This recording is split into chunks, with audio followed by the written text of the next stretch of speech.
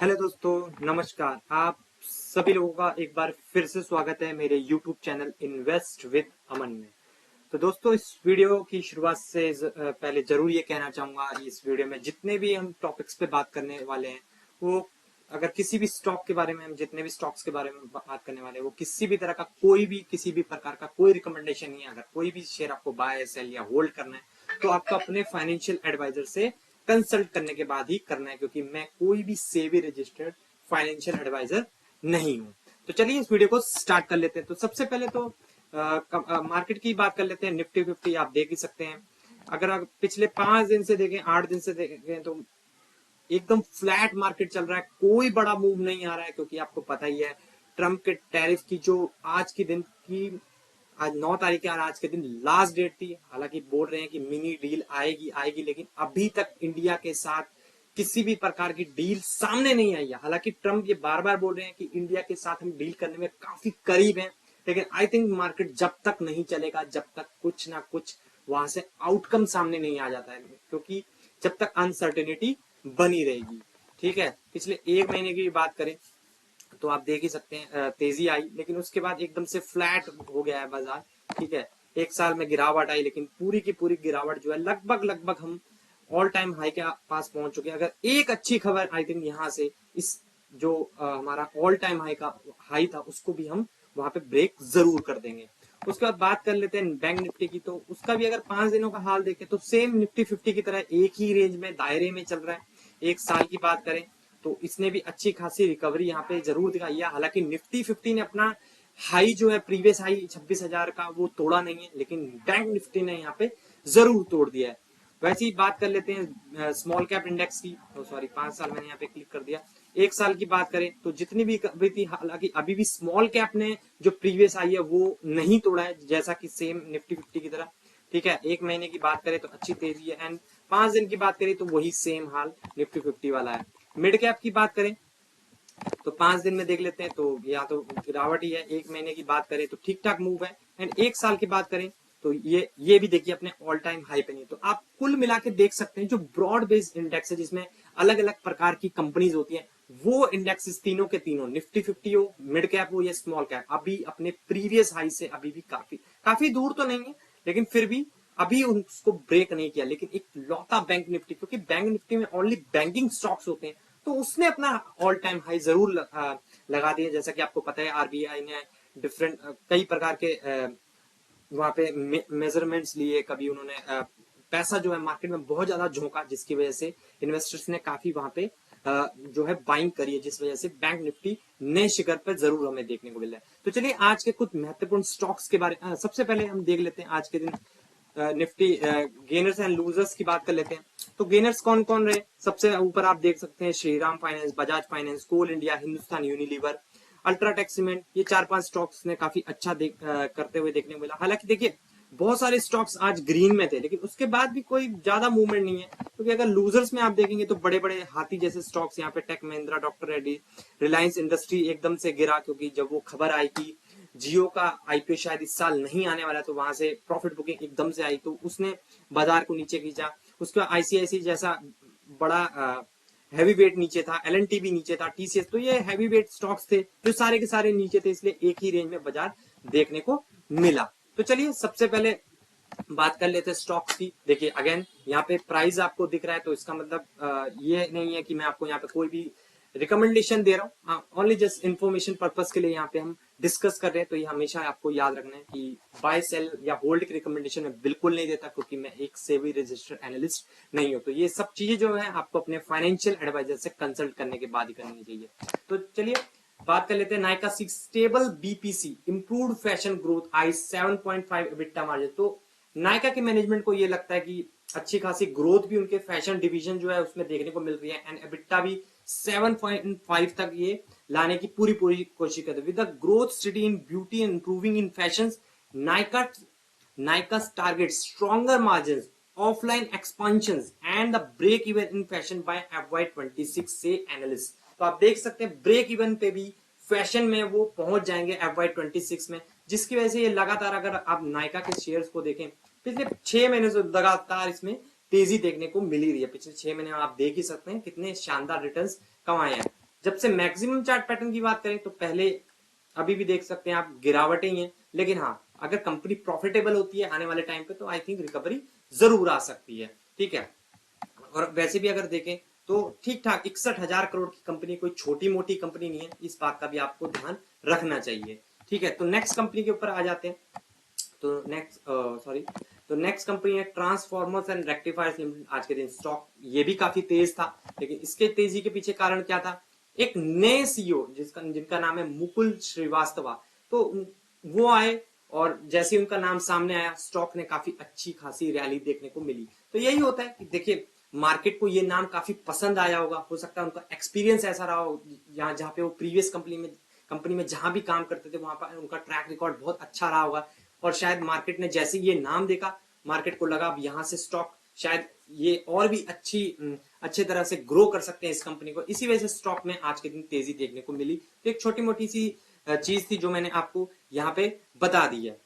ठीक है, तो अगेन कोई रिकमेंडेशन नहीं है, ये आपको ध्यान रखना है। तो नेक्स्ट कंपनी की बात करें केपीआई ग्रीन एनर्जी, ये भी एक मल्टी पैकर स्टॉक रह चुका है। देखिए 10,000 करोड़ की कंपनी बन चुकी है, एक बहुत ही स्मॉल कैप कंपनी थी। अगर आप 5 साल का चार्ट पैटर्न देखें तो आपको शायद क्लियरली ये समझ में आएगा भी। देखिए एक टाइम पे ये स्टॉक लगभग 58-59 रुपए का होता था, हालांकि इसने काफी बार बोनस स्प्लिट वगैरह दी है तो इस वजह से आपको स्टॉक प्राइस नीचे दिख रहा है, लेकिन 5 साल में आप देख सकते हैं 783% के रिटर्न है।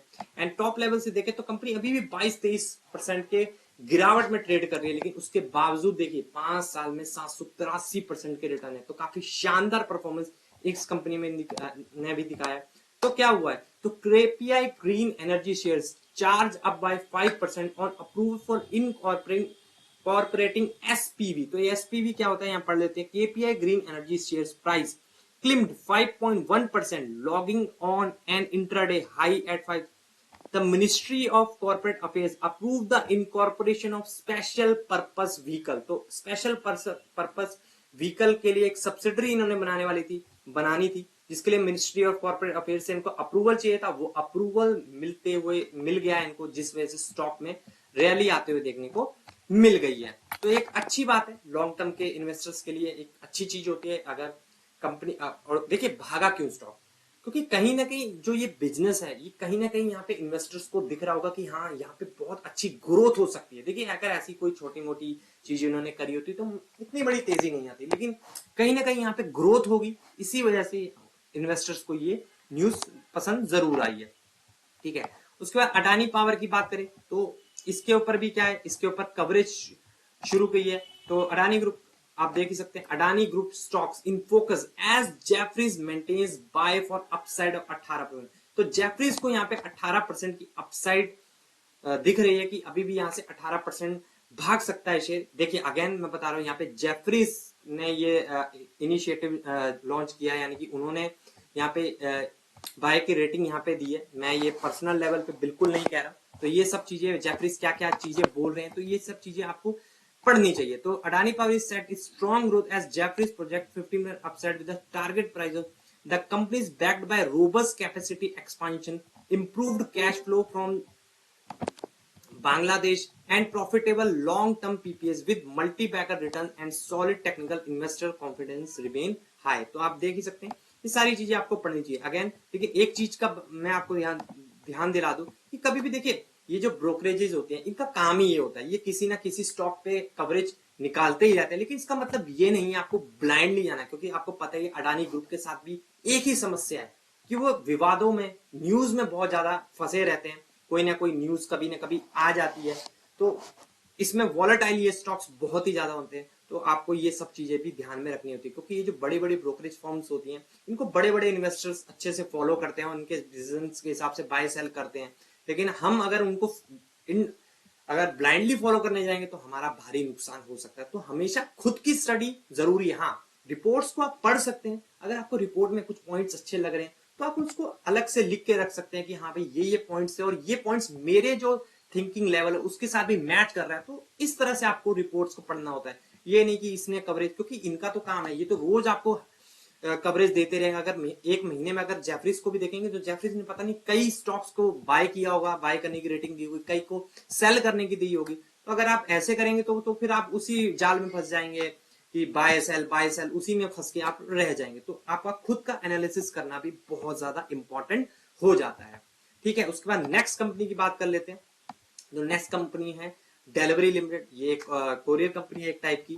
तो आप देख सकते हैं स्टॉक में पिछले कुछ टाइम से तो जबरदस्त तेजी देखने को मिल रही है। अगर एक महीने की भी बात करें तो 12-13% की तेजी है। ठीक है, एक साल की भी बात करें तो देख सकते हैं स्टॉक जितना गिरा था उतना काफी शानदार रिकवरी इसने दिखाई है। मैक्सिमम देखें तो अभी भी डाउन ही है टॉप लेवल से अपने 22-23%। ठीक है, तो इसमें क्या हुआ, तो इसमें सेम जैसे कि उसमें जेफरीज ने इनिशिएटिव कवरेज शुरू करी थी, वैसे ही इसमें मोतीलाल ओसवाल ने यहाँ पे कवरेज स्टार्ट कर दी है।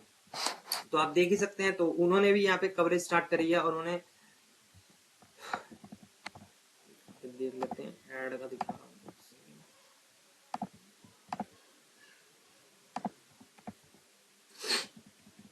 यहाँ पे ओपन कर लेते हैं एक बार कवरेज शो।